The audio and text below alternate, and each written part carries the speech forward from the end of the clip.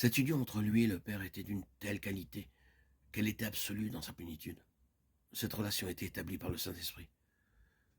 Je parle de Christ comme le Fils de l'homme. La relation entre lui-même comme Fils d'homme et Dieu comme son Père était établie par le Saint-Esprit. Il a été engendré par le Saint-Esprit. Dans son service, il recevait l'onction du Saint-Esprit. Sa marche était par l'Esprit.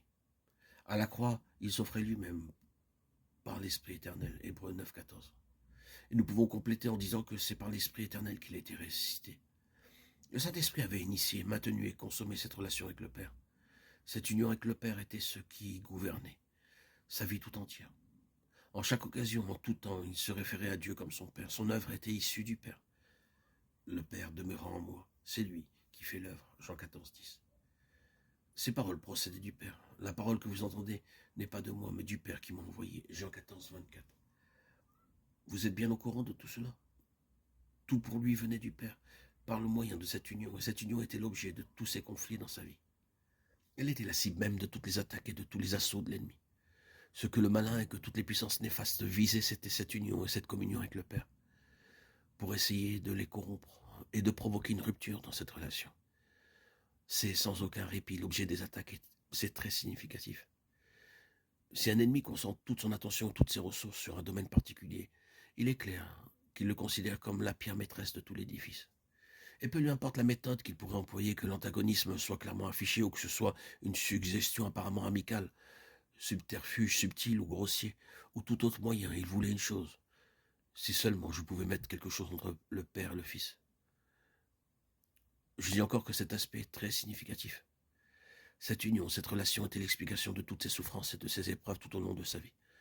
Que ce soit par la considération avec de merveilleuses propositions, des menaces ou par la présentation de la sombre souffrance, l'angoisse affreuse de la croix.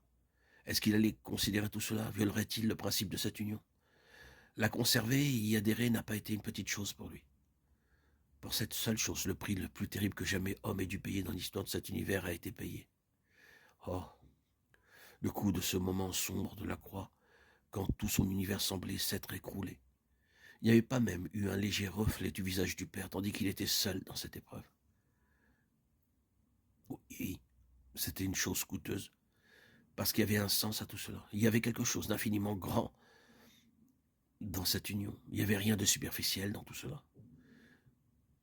Quelque chose d'indicible et d'immensément grand dépendait de cela. De quoi s'agissait-il? Il peut être répondu à cette question de manière succincte. Donner à Dieu une propriété.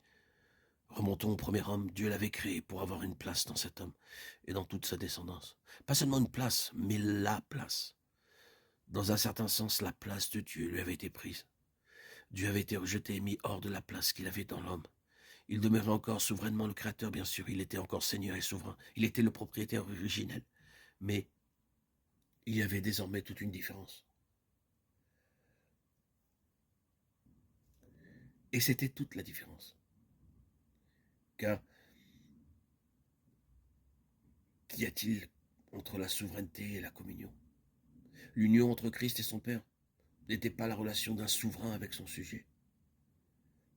Il n'avait pas vécu cette vie et accompli l'œuvre sous la contrainte du gouvernement tout souverain de Dieu.